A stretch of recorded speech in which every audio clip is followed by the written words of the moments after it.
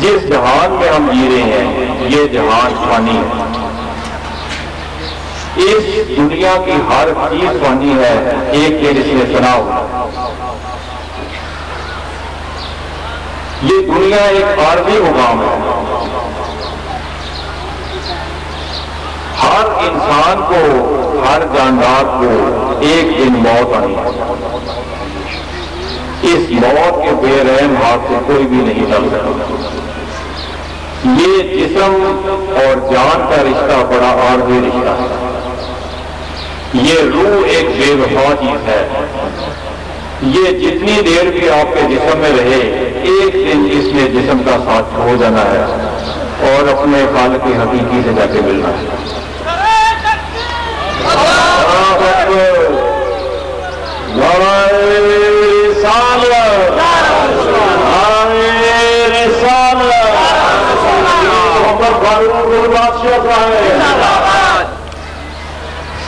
حاضرین محفل،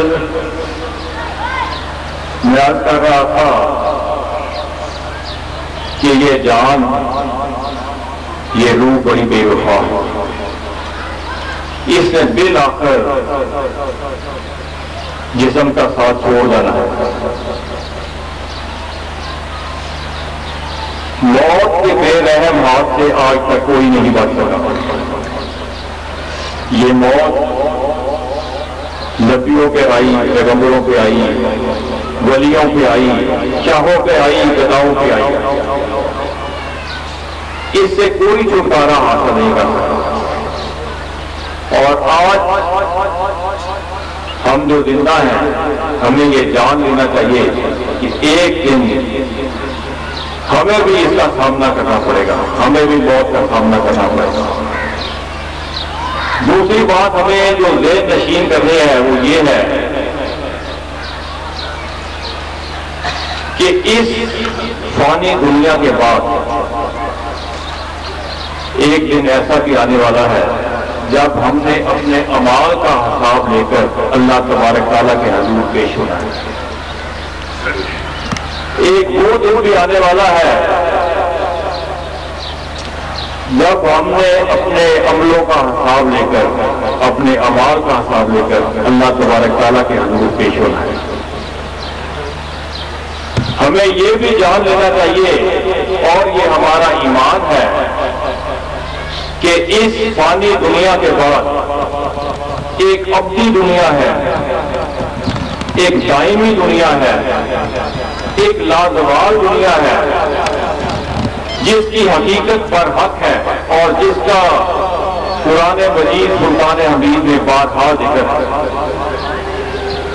بار بار اللہ تبارک تعالیٰ نے اس ابدی دنیا کا ذکر کیا ہوا ہے جو نہ کبھی فنا ہوگی، جو ہمیشہ قائم رہے گی۔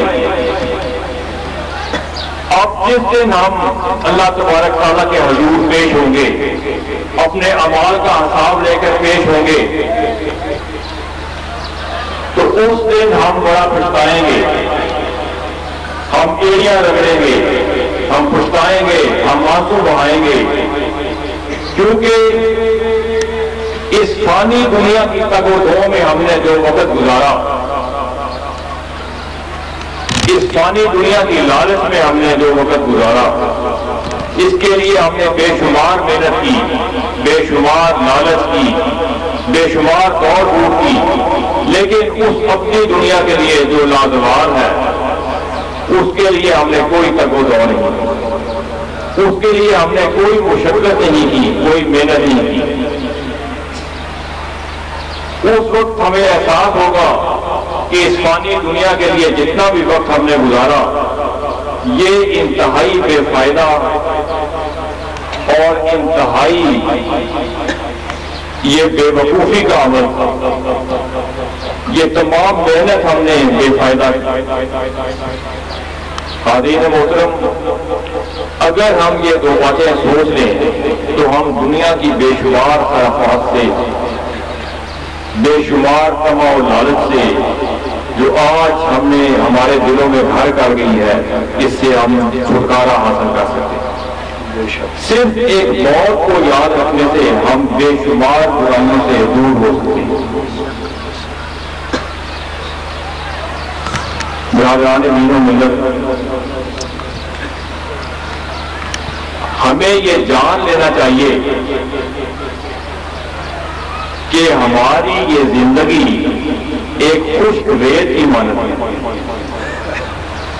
خشک ریت آپ نے دیکھی ہے، آپ نے اسے ہاتھ لگایا ہوگا، اٹھایا ہوگا۔ خشک ریت کو آپ مٹھی میں دبا کے رکھیں، مضبوطی سے خشک ریت کو تھام لیں، اور آپ پھر دیکھیں گے کہ اس ریت کا ایک ایک ذرہ کر کے آپ کی مٹھی سے وہ نکلتا جائے گا، اور کچھ ہی دیر کے بعد آپ کی مٹھی خالی ہوگی۔ اسی طرح یہ زندگی ہے، جو بھی دن ہم گزارتے ہیں، جو بھی دن ہم نے اللہ تبارک تعالیٰ کی یاد کے بغیر گزار دیا، اس کی خوشنودی حاصل کرنے کے بغیر گزار دیا، ہم یہ سمجھتے ہیں کہ وہ دن ہم نے ضائع کر دیا۔ ہر گزرنے والا دن ہماری زندگی کو مختصر کر رہا ہے، ہماری زندگی کو کم کر رہا ہے۔ اور آپ نے یہ بھی دیکھا ہوگا کہ جتنا وقت آپ نے اس دنیا میں گزارا، اگر اسے پلٹ کر دیکھیں، گزرے ہوئے وقت کو آپ پلٹ کر دیکھیں، تو آپ کو یہ معلوم ہوگا کہ جیسے آپ نے ایک چھوٹا سا خواب دیکھا۔ جن حضرات کی عمر کافی عمر رسیدہ ہے، اگر وہ بھی اپنی زندگی کو پلٹ کر دیکھیں تو جو زندگی وہ گزار چکے ہیں وہ اس طرح معلوم ہوگی کہ انہوں نے ایک مختصر سا خواب دیکھا۔ حاضرین محترم، جب وقت نجات آئی ہوگا، جب ہم پہ موت آئے گی، تو ہم بھی اپنی زندگی کو پلٹ کر دیکھیں گے تو ہمیں ایسا معلوم ہوگا کہ ہم شاید گھنٹے کے لیے یا آدھے گھنٹے کے لیے اس دنیا میں آئے گا۔ وہ ایک خواب کی مانند ہمیں محسوس ہوگا۔ حضرت نوح علیہ السلام کی، حضرت نوح کی 950 برس عمر، 950 برس، اور جب فرشتہ اجل ان کی جان نکالنے کے لیے آیا تو آپ پریشان ہو گئے۔ فرشتے نے کہا کہ حضرت نوح، آپ کو تو خوش ہونا چاہیے کہ اللہ تبارک تعالیٰ نے آپ کو اتنی طویل زندگی عطا فرمائی، 950 برس زندگی عطا فرمائی، آپ کو تو خوش ہونا چاہیے۔ تو حضرت نوح نے جواب دیا کہ اے فرشتہ اجل، اے اسرائیل، جس زندگی کو تو اتنی طویل زندگی کہہ رہا ہے، جس زندگی کو تو 950 برس کی زندگی کہہ رہا ہے، یہ مجھے ایسے معلوم ہوتا ہے کہ میں ایک دروازے سے اندر آیا ہوں، ایک دروازے سے دنیا کے اندر آیا ہوں اور دوسرے دروازے سے باہر جا رہا ہوں۔ تو حضرات گرامی، میرا یہ تمام باتیں کرنے کا ایک ہی مقصد ہے کہ اپنے لیے کچھ آخرت کا احساسہ اکٹھا کریں۔ ہم دنیا کی تگ و دو میں لگے ہوئے ہیں، لالچ میں لگے ہوئے ہیں، دن رات دنیا کے پیچھے بھاگ رہے ہیں۔ خدا را کچھ وقت ایسا دیں، کچھ وقت ایسا نکالیں کہ آپ اپنی آخرت کا کچھ احساسہ اکٹھا کر سکیں، اپنی آخرت کے لیے کچھ سامان اکٹھا کر سکیں۔